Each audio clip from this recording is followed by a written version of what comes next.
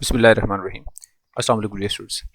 Federal board के annual SSC के exams इंशाल्लाह ट्यूसडे से स्टार्ट हो रहे हैं और पहला ही पेपर फ़िज़िक्स का है।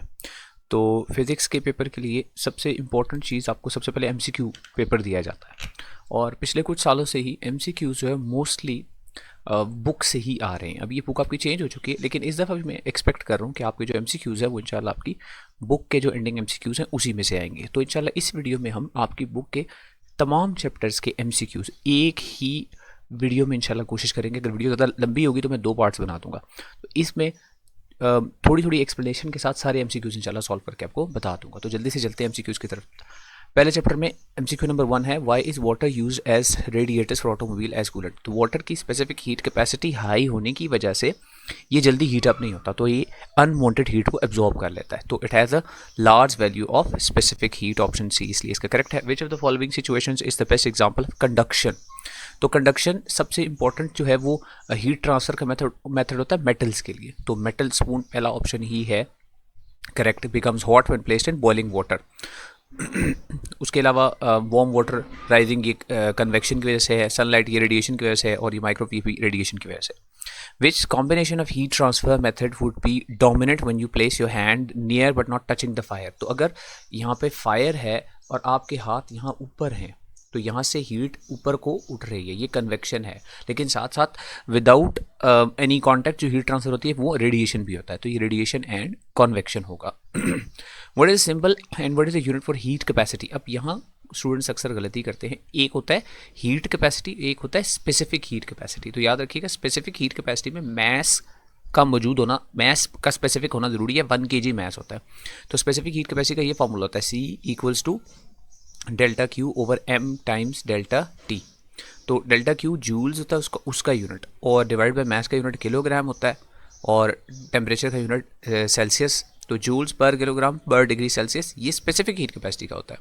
और हीट कैपेसिटी के लिए आपने मैस को स्पेसिफिक हीट कैपेसिटी के साथ मल्टीप्लाई करना होता है, यानी इस यूनिट को आपने मैस के यूनिट यानी किलोग्राम से अगर मल्टीप्लाई कर दिया सॉरी, तो आपके पास आ जाएगा हीट कैपेसिटी का यूनिट। तो किलोग्राम किलोग्राम से कैंसिल, तो जूल्स पर डिग्री सेल्सियस ये यूनिट आ रहा है हीट कैपेसिटी का। If the same amount of heat energy is supplied to equal masses of water and copper, why does the temperature of copper increases faster. तो जो चीज़ जल्दी हीट अप होती है इसका मतलब होता है उसकी स्पेसिफिक हीट कैपेसिटी होती है वो लोअर होती है। तो copper has a lower specific heat capacity than water. The transfer of heat that takes place because of density difference of the fluids, यानी जो ज़्यादा डेंस होता है फ्लूइड और लेस डेंस फ्लूइड, तो जो लेस डेंस होता है वो हमेशा ऊपर होता है। जैसे एयर है, हवा है, तो जो कम डेंस हवा है, जो हल्की हवा है वो ऊपर को उठ जाती है, जो हीट अप हो जाती है वो हल्की हो जाती है, ऊपर को उठ जाती है। तो ये कन्वेक्शन की एक एग्जांपल है। Which of the following statements best explains why earth experiences more heat from the sun than the moon. तो अर्थ की एटमॉस्फेयर में ग्रीन हाउस गैसेज होती है, जबकि मून की सराउंडिंग में एटमॉस्फेयर नहीं होती।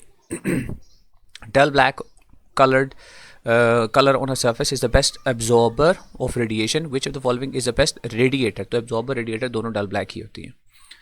अच्छा जी, उसके बाद how does enhanced greenhouse effect contribute to global warming? It increases the earth's ability to reflect solar radiation. It traps more heat in the atmosphere, raising global temperatures। तो ये B option इसका obviously correct है।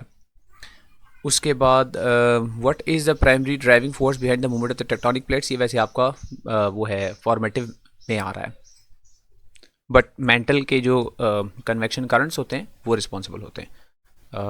ये है formative नहीं, चले खैर मैंने बता दिया आपको। थोड़ा सा मुझे डाउट हो रहा है कि फॉर्मेटिव में था कि नहीं। Which layer of the earth is composed of partially molten rock that can flow slowly. Asthenosphere होता है ये, एस्थेनोस्फीयर। उसके बाद नेक्स्ट है which of the following extreme weather events is most likely associated rising sea levels. तो sea levels rise करेंगे तो hurricanes आते हैं। Chapter number 2, choose the best possible options again। During a hot summer day a metal bridge might expand slightly, the expansion is caused by the metal atoms in the bridge vibrating more intensely। क्योंकि vibrate ज़्यादा करते हैं तो इसकी वजह से थोड़ी C length उनकी इंक्रीज हो जाती है। नेक्स्ट आगे चलते हैं, नंबर टू की तरफ fog forms on a cold window, तो फॉग बेसिकली होती है जो एयर होती है उसके पार्टिकल्स कंडेंस होके वो लिक्विड बना देते हैं। तो एयर जब लिक्विड बनती है तो इसको कंडेंसेशन बोलते हैं। Which process involves the change of state from gas to solid. अब ये थोड़ा सा याद रखिएगा, सॉलिड से गैस जो होता है ना, सॉलिड से गैस होता है सब्लिमेशन, लेकिन गैस टू सॉलिड होता है वो होता है deposition. Boiling point of water, अब इसने obviously boiling point 212 degree Celsius हो नहीं सकता क्योंकि 100 डिग्री सेल्सियस होता है, और बॉइलिंग पॉइंट जो है वो 373 डिग्री सेल्सियस भी नहीं हो सकता। तो ये दोनों आप इधर से क्रॉस कर सकते हैं, 100 के और 212 डिग्री फ़ारेनहाइट, इसी में आपका चॉइस था। तो 100 के है जो केल्विन और सेल्सियस की कन्वर्जन है, उसमें आप ऐड करते हैं 273, तो इसलिए सी वाला ऑप्शन भी नहीं हो सकता आपका। तो एक ही ऑप्शन बचता है आपका 212 डिग्री फ़ारेनहाइट। और बाकी आप फार्मूला भी इसका याद कर सकते हैं जिसमें आप कन्वर्जन करते हैं सेल्सियस से फ़ारेनहाइट के अंदर। जूल्स पर किलोग्राम पर केल्विन, ये भी थोड़ी देर पहले बताया था, ये स्पेसिफिक हीट कैपेसिटी का यूनिट होता है, तो स्पेसिफिक हीट कैपेसिटी का होता है। नेक्स्ट उसके बाद evaporation takes place from, evaporation हमेशा सिर्फ सरफेस से होती है, बॉइलिंग जो थ्रू आउट होती है, evaporation is only from the surface. Relation between linear and volumetric expansion solids, अब ये होता है बीटा वॉल्यूमेट्रिक एक्सपेंशन का coefficient equals to 3 times alpha होता है। अब यहाँ पे आप गलत ऑप्शन सेलेक्ट ना कर दीजिएगा, ये फर्स्ट वाला, ये beta equals to alpha divided by 3 है, बीटा इक्वल्स टू 3 अल्फा होता है, तो इसका मतलब है अल्फा की वैल्यू बीटा ओवर 3 हो जाएगी, तो alpha equals to beta over 3, option इसका सी ठीक है। Heat added to a substance at its melting point is use to decrease the attraction between the particles, ताकि पार्टिकल्स एक दूसरे से दूर हो जाए और उनकी स्टेट जो है वो चेंज हो जाए। उसके बाद नेक्स्ट नंबर 9 है 336। अच्छा, ये मैं इससे पहले एक स्टूडेंट को सॉल्व करवा चुका हूँ, आपको दोबारा से करवा दूंगा। यहाँ ये लास्ट वाला था, आई इरेज इट। अच्छा, आगे देखिए, हाँ, विच of the following factors increases the rate of evaporation, तो रेट ऑफ इवेपोरेशन इंक्रीज होता है विंड स्पीड को इंक्रीज करने से। इन सब में डिक्रीज इन टेम्परेचर से डिक्रीज हो जाता है, सरफेस एरिया डिक्रीज करने से भी डिक्रीज हो जाता है, और ह्यूमिडिटी इंक्रीज करने से भी डिक्रीज हो जाता है। What is the value of alpha for a solid if its beta is this, तो अभी हमने ऊपर देखा था कि alpha equals to beta divided by 3 होता है, तो इसको 3 से डिवाइड करेंगे तो ये पहला वाला ऑप्शन इसका ठीक आ जाएगा। 12 है, उसके बाद 12 is the process that involves the linear heat latent heat of vaporization is, latent heat of vaporization में स्टेट चेंज हो रही होती है, तो वेपराइजेशन है तो इसका मतलब है गैस से लिक्विड या लिक्विड से गैस में, तो ये कंडेंसेशन ऑफ स्टीम हो रही है इसमें, ठीक है। बाकी मेल्टिंग ऑफ आइस में लेटेंट हीट ऑफ फ्यूजन होगी, फ्रीजिंग ऑफ वाटर में भी लेटेंट हीट ऑफ फ्यूजन होगी, और इवेपोरेशन में ये दोनों इन्वॉल्व नहीं होंगी। आखिरी वाला थोड़ा सा ट्रिकी था, the sum and the difference of the coefficients of the linear and apparent expansions of a liquid are in the ratio of 2:1। अब इसको सिर्फ आपने ऐसा करना है, जो कोफिशिएंट होता है उसको गैमा से हम डिनोट कर रहे हैं ना, तो कोफिशिएंट रियल का गैमा आर होता है। अब ये ऊपर वाला गैमा है, नीचे आर है, तो सम इसका गैमा आर का और गैमा ए का, इन दोनों का सम, यानी सम एंड डिफरेंस, इन दोनों का सम और इन दोनों का डिफरेंस, तो इन्हीं दोनों का डिफरेंस कर देते हैं ये ऐसे करके। The sum and the difference of the coefficient of real and apparent expansion are in the ratio, यानी इनकी रेशो जो है वो इक्वल टू है 2/1 के। तो आपने फाइंड आउट करना ratio of the gamma R and gamma A, तो इसको सॉल्व कर लें इक्वेशन बना के। ये 1 क्रॉस मल्टीप्लाई हो जाएगा, यहाँ पे ये 2 के साथ क्रॉस मल्टीप्लाई हो जाएंगे, तो इस इक्वेशन को मैं आगे इधर सॉल्व करता हूँ, तो ये बन जाएगा gamma into R plus gamma into A equals, and gamma R minus gamma A, ये 2 के साथ मल्टीप्लाई हो जाएगा, 2 times gamma R minus gamma A, फिर ये 2 अंदर मल्टीप्लाई होगा, so gamma R plus gamma A equals 2 times gamma R minus 2 times gamma A. और फिर सिमिलर टर्म्स को एक साइड पे आप मूव करेंगे, ये वाली टर्म दूसरी साइड पे जाएगी और ये वाली टर्म राइट साइड पे आएगी। So gamma A plus 2 times gamma A equals to 2 times gamma R minus gamma R, तो ये हो जाएगा 3 गैमा ए और ये हो जाएगा गैमा आर। अब वहाँ देखिए आपने रेशो किसकी निकालनी है, रेशो निकालनी है आपने ratio of coefficient of real and apparent, यानी रियल ऊपर होना चाहिए और एपरेंट जो है वो नीचे होना चाहिए, तो ये एपरेंट वाला दूसरी साइड पे ले जाएंगे, तो gamma R over gamma A is equal to 3/1, तो ये 3:1 इसका आंसर होगा, ऑप्शन डी होगा। और लास्ट वन है latent heat refers to the energy absorbed और released by a substance during a change of state but with no change, what is the latent mean refer, तो latent का यहाँ मतलब होता है हिडन, कि टेम्परेचर भी चेंज नहीं हो रहा और हीट भी जा रही है और स्टेट भी चेंज हो रही है, इसलिए इसको हिडन बोलते हैं। नेक्स्ट इसके बाद है जी चैप्टर 12 वेव्स का चैप्टर है, उसके एमसीक्यूज देखते हैं। If a body performing SHM completes one vibration in 2 seconds it's frequency होता है number of vibrations in 1 second. तो फॉर वन वाइब्रेशन 2 सेकंड्स है फॉर वन वाइब्रेशन, तो 1 सेकंड में कितनी वाइब्रेशन होगी? सो इन 1 सेकंड आप करेंगे 1/2 यानी 0.5 वाइब्रेशंस पूरी होंगी। तो 1 सेकंड में नंबर ऑफ वाइब्रेशंस को फ्रीक्वेंसी कहते हैं, हेंस इट इज़ 0.5। और टाइम पीरियड इसका रेसिप्रोकल होता है कि कितने टाइम में एक वाइब्रेशन होती है। तो अगर 2 सेकंड में एक वाइब्रेशन हो रही है तो टाइम पीरियड जो है वो 2 सेकंड्स होता है इसका। 360 waves are passing through a point in a river in 1 hour, the time period of the wave. तो यही आगे क्वेश्चन देखें कि अब यहाँ पर आप कहेंगे कि 360 वेव्स अब वो कितना टाइम ले रही हैं? 1 आवर। तो 1 आवर में होते हैं 3600 सेकंड्स होते हैं। तो अब एक वेव के लिए कितना टाइम लगेगा, अब आपने ये निकालना है। तो सिंपली आप इसमें भी यूनिटरी मेथड ही है। 360 वेव्स के लिए 3600 सेकंड्स लगते हैं, तो एक वेव के लिए कितने सेकंड्स लगेंगे? तो वो 3600 को आप 360 से डिवाइड कर देंगे, ठीक है जी। तो ये 10 आ जाएगा आपका टाइम पीरियड आ जाएगा 10। Next is time period of electrical vibrator of ripple tank is 0.5 seconds. अब टाइम पीरियड आपको गिवन है 0.5 सेकेंड्स है। Water waves in ripple tank has speed of 10 metre पर सेकंड। अभी आपको स्पीड भी गिवन होगी 10 मीटर्स पर सेकंड। और ये बहुत इंपॉर्टेंट एमसीक्यूज भी है, न्यूमेरिकल्स भी हैं। ये पहले 2 3 4 3 जो है न्यूमेरिकल भी इनमें से इंशाल्लाह इस तरह का ही एक आएगा आपके पेपर में, तो इसको ध्यान से कीजिएगा। An amplitude of 5 centimetre calculate the frequency of the wave. Amplitude इसका कोई काम नहीं है यहाँ पे, सिर्फ आपको कंफ्यूज करने के लिए किस्म का, ठीक है। Calculate the frequency of the waves. तो v equals to F lambda आपने पढ़ा हुआ है, ठीक है।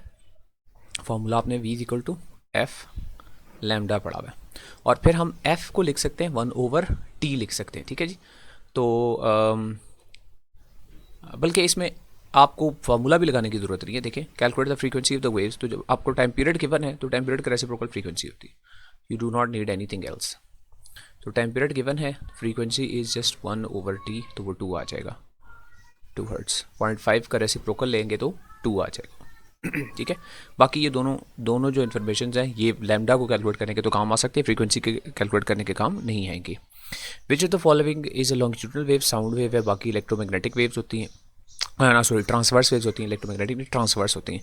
लॉन्गिट्यूडनल और ट्रांसवर्स ये एक कैटेगरी है, और फिर इलेक्ट्रोमैग्नेटिक और मैकेनिकल ये कैटेगरी है। अच्छा, when water waves enter from deep water to shallow water, तो गहरे पानी से कम गहरे पानी में आ रही हैं, तो फिर फ्रीक्वेंसी कभी भी चेंज नहीं होती, याद रखना। Frequency of the waves does not change. तो चेंज क्या चीज़ होती है? वेवलेंथ चेंज होती है और स्पीड चेंज होती है, ठीक है। तो वेव्स की वेवलेंथ भी कम हो जाती है, और चूंकि v equals to F lambda है तो लैम्डा के कम होने से v भी यानी स्पीड भी कम हो जाती है। तो speed of the water waves decreases, ठीक है जी। वेवलेंथ इंक्रीज गलत है और टाइम पीरियड डिक्रीज ये भी गलत है, क्योंकि टाइम पीरियड फ्रीक्वेंसी के रेसिप्रोकल होता है, तो फ्रीक्वेंसी चेंज नहीं होती तो टाइम पीरियड भी चेंज नहीं होता। Listening to radio transmission in deep valleys of mountain areas is due to, अब ये डायफ्रैक्शन की वजह से होता है, साउंड जो है वो डायफ्रैक्ट होकर फैल जाती है। Which of the following are transverse waves? तो लाइट वेव्स ट्रांसवर्स है, स्ट्रिंग वेव्स एक्स रे सारी ट्रांसवर्स ही हैं, इसलिए ऑल ऑफ दीज होगा। Tsunamis are most often generated by, अब सुनामीज जनरेट होती हैं अर्थक्वेक्स की वजह से, वैसे आई थिंक फॉर्मेटिव है। वेव्स ट्रांसफर एनर्जी ट्रांसफर करती हैं। Which of the following characteristics of a wave is independent of the other? बहुत इंपॉर्टेंट एमसीक्यू है ये वाला। विच of the following characteristic of the wave is independent of the other? तो याद रखिए, frequency का इन्वर्स रिलेशनशिप होता है वेव लेंथ के साथ, ये हमेशा एक दूसरे पर डिपेंड करती है, फ्रीक्वेंसी और वेव लेंथ डिपेंड करती हैं एक दूसरे के ऊपर, ठीक है। लेकिन आपने इक्वेशन देखी v equals to F lambda, तो v f और लैम्डा कनेक्टेड हैं, बीच में एम्पलीट्यूड का कोई जिक्र नहीं है। तो एम्पलीट्यूड जो है, एम्पलीट्यूड को चेंज करने से ना वेवलेंथ पे फ़र्क पड़ता है, ना फ्रीक्वेंसी पे, ना स्पीड पे फ़र्क पड़ता है, तो इसलिए amplitude is independent of the others, बाकी सब एक दूसरे के ऊपर डिपेंडेंट है। The relationship between V F and lambda is, तो V equals to F lambda होता है, उसको आप मॉडिफाई भी कर सकते हैं, लेकिन यहाँ पे गिवन है F lambda equals to V हो गया। अच्छा जी, ये इस चैप्टर कंप्लीट हो गया, जल्दी से अगले चैप्टर की तरफ चलते हैं। नेक्स्ट साउंड का चैप्टर है जी, पहला फॉर्मेटिव है, लेकिन मिडल ईयर, इनर ईयर और आउटर ईयर होता है इसका। अच्छा, sound produced by piano and violin, violin gives wave forms on the oscilloscope. अच्छा, अब ये ध्यान से देखना है, इसकी वेव फॉर्म दिखाता हूँ अभी आपको। अब ये पहली वाली देखें, ये प्योर साइन वेव है। साइन वेव ऐसे जैसे एसी वेव फॉर्म आपने पढ़ी होगी कि एक पहले ऊपर पॉजिटिव साइकिल होता है, ये एक पॉजिटिव यानी क्रेस्ट, और ये ट्रफ होता है, फिर ये क्रेस्ट, फिर ये ट्रफ। तो इनमें इक्वल स्पेसिंग है, एक जैसे क्रेस्ट और ट्रफ बन रहे हैं। इनमें देखें बहुत इरेगुलर सी है, मतलब पैटर्न रिपीट तो हो रहा होगा, लेकिन ये साइन वेव नहीं है, इसको कॉम्प्लेक्स वेव बोलते हैं। तो ये कॉम्प्लेक्स है, इसको आप एनालाइज नहीं कर सकते, एक कॉम्प्लेक्स वेव फॉर्म बन गई है। Which is not true for sound. Sound is produce by vibrating body, true है। Sound travels due to the vibration wave pressure, true है। Sound transfers energy, sound is compressional and longitude. Sound transfer energy along with matter of medium. तो matter कभी भी transfer कोई भी wave नहीं करती, sound ही नहीं, कोई भी वेव नहीं करती, सारी एनर्जी ही ट्रांसफ़र करती है। Sound travel faster in steel, तो सबसे तेज़ स्पीड जो है वो सॉलिड्स में होती है साउंड की, और सॉलिड में भी मेटल्स में होती है। Speed of sound in air is 332 metres per second. What is the speed in vacuum? Vacuum में ज़ीरो होती है, इसका कोई स्पीड नहीं लिख देनी, वैक्यूम में साउंड ट्रैवल ही नहीं कर सकती बिकॉज मैकेनिकल है। हाँ, उसको मीडियम की ज़रूरत होती है, मैकेनिकल है। The sound travels from water to an iron rod and then into air and back into water. The speed of sound will successively. देखिए पहले आयरन वाटर से जा रही है आयरन रॉड में, तो इंक्रीज़ होगी। अच्छा, तो इसका मतलब है ये दोनों ऑप्शन तो गलत हो गए। एंड देन इनटू एयर, अब आयरन रॉड से एयर में जा रही है तो डिक्रीज़ हो जाएगी, तो इंक्रीज़ के बाद डिक्रीज़ आना चाहिए, तो ऑप्शन ए यहीं पे आपका करेक्ट हो गया। इसमें इंक्रीज़ है इसलिए वो इनकरेक्ट हो गया। तो बाज़ औक़ात एमसीक्यू आपको समझ में नहीं आ रहा होता, तो पहले जो रॉन्ग वाले हैं ना उनको क्रॉस आउट करके उनको साइड पे कर दें, और जो बाकी जो दो सही हैं उनमें फिर आप इस तरह कर सकते हैं कि कौन सा ठीक है दोनों में से। What will happen to speed of sound if frequency is doubled? तो स्पीड ऑफ साउंड का फ्रीक्वेंसी के साथ v equals to F lambda होता है। तो फ्रीक्वेंसी को डबल करने से हमें लगता तो ये है कि फ्रीक्वेंसी को डबल करेंगे तो स्पीड भी डबल हो जाएगी, लेकिन याद रखना है फ्रीक्वेंसी का इन्वर्स रिलेशनशिप होता है वेवलेंथ के साथ। तो जैसे ही आप फ्रीक्वेंसी को डबल करेंगे ना, वेवलेंथ हाफ हो जाएगी। तो एक चीज़ डबल दूसरी हाफ, तो स्पीड पे कोई खास फ़र्क नहीं पड़ेगा, फ़र्क ही नहीं पड़ेगा, यानी रिमेन्स सेम होगा, इसका मतलब है। यानी यहाँ पे हमें बताया नहीं गया ना वेवलेंथ के बारे में, तो हम यही कहेंगे कि फ्रीक्वेंसी को डबल करने से वेवलेंथ हाफ हुई है। Infrasonic wave have frequency, infra का मतलब होता है कम, तो 20 हर्ट्ज से कम होती है, लेस देन 20 हर्ट्ज वाली को इंफ्रासोनिक्स, और ग्रेटर देन 20,000 हर्ट्ज वालों को हम बोलते हैं ultra sounds. For echo minimum distance of a person from obstacle is, अब पर्सन का ऑब्स्टैकल से 17 मीटर्स होना चाहिए, और टोटल डिस्टेंस जो ट्रैवल होना चाहिए वो 34 मीटर्स होना चाहिए। The property of waves which is directly related with loudness, तो लाउडनेस का ताल्लुक, एम्पलीट्यूड का ताल्लुक लाउडनेस के साथ होता है, और फ्रीक्वेंसी का ताल्लुक जो है वो पिच के साथ होता है। Sound entered in ear is amplified by, अब ये भी अगेन फॉर्मेटिव है, इसको छोड़ दे। Silent whistle is use to train dogs, when trainers blow the whistle the human being do not hear, क्योंकि उसकी फ्रीक्वेंसी जो होती है वो ग्रेटर देन 20,000, ये ग्रेटर देन का साइन है। अच्छा, the pitch of sound depends on, ये भी मैं बता चुका हूँ, फ्रीक्वेंसी पे पिच डिपेंड करती है। Two sound waves having same loudness and pitch can be distinguished by the quality of their sound. The sensation of sound persists in our brain for about 0.1 seconds. तो इस chapter के important MCQs हैं बहुत, इनको बहुत ध्यान से कीजिएगा। नेक्स्ट चैप्टर की तरफ चलते हैं। नेक्स्ट है जी chapter 14, one of my favourite chapters along with electromagnetism, और बहुत मज़े के इसके क्वेश्चंस भी होते हैं और MCQs भी होते हैं। A glass slab is dipped in a transparent liquid having the same refractive index as that of glass. We cannot see the boundary of the two media, glass and liquid, due to dash refraction. तो refraction होती कब है ये पहले समझना है आपने। Refraction हमेशा उस वक्त होती है जब लाइट एक कम डेंस मटेरियल से, लेस डेंस मटेरियल से एक मोर डेंस मटेरियल की तरफ, या ऑपोजिट एक मोर डेंस से एक लेस डेंस मटेरियल की तरफ जाती है। वो डेंसिटी का ताल्लुक रिफ्रैक्टिव इंडेक्स के साथ होता है, यानी दो मीडियम्स के रिफ्रैक्टिव इंडेक्स में अगर डिफरेंस होगा तो लाइट रिफ्रैक्ट होगी, वरना वो रिफ्रैक्ट नहीं होगी, लाइट स्ट्रेट थ्रू ट्रैवल करती जाएगी। यूँ समझ लें, एयर में से लाइट ट्रैवल करेगी तो सीधी ही जाएगी, एयर का रिफ्रैक्टिव इंडेक्स 1 होता है, तो एयर में से जहाँ तक एयर है वहाँ तक लाइट जाती जाएगी और बेंड नहीं होगी। तो इसी तरह यूँ समझ लें कि आपने एक ग्लास स्लैब को एक लिक्विड के अंदर डिप कर दिया है, अब दोनों की रिफ्रैक्टिव इंडेक्सेस सेम है, तो लाइट स्ट्रेट थ्रू गुजर रही है, यानी रिफ्रैक्ट ही नहीं हो रही, तो आपको बाउंड्री नज़र इसलिए नहीं आ रही कि रिफ्रैक्शन हो ही नहीं रही, तो इसलिए रिफ्रैक्शन कैसी होगी, नो रिफ्रैक्शन होगी, ज़ीरो रिफ्रैक्शन होगी, ठीक है। An incident ray makes an angle of 45 degrees with the plane mirror, the angle of reflection is also 45 degrees. Angle of incidence is equal to angle of reflection होता है हमेशा. Two plane mirrors are arranged parallel facing each other. The image formed may be infinite. अगर parallel होंगे तो वो infinite images होंगे. जैसे आप कभी वो किसी बार्बर की दुकान पे जाएं तो उन्होंने एक सामने और एक पीछे इमेज लगाया होता है, तो आप अगर मिरर लगाया होता है तो मिरर के अंदर देखेंगे तो एक इमेज के अंदर इमेज, इमेज के अंदर इमेज आपको नज़र आता जाएगा, तो वो इन्फिनिट इमेजेस बनते हैं. Number 4, the aberrant flattening of the sun at the dawn and dusk is due to the phenomenon, यानी सन हमें ऐसा महसूस होता है कि वो फ्लैट हो गया है डॉन पर, यानी सुबह सुबह, और डस्क पर यानी शाम के वक्त. तो this is due to refraction of light.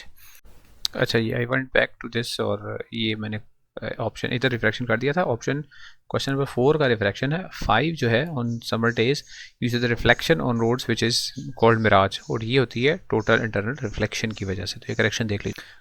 The colours in the rainbow are formed by white light compose of 7 colours. तो वो 7 के 7 जो कलर्स हैं जब वो पास होते हैं किसी वाटर ड्रॉपलेट में से तो डिस्पर्स होते हैं, तो डिस्पर्शन की वजह से हमें वो 7 नज़र आते हैं.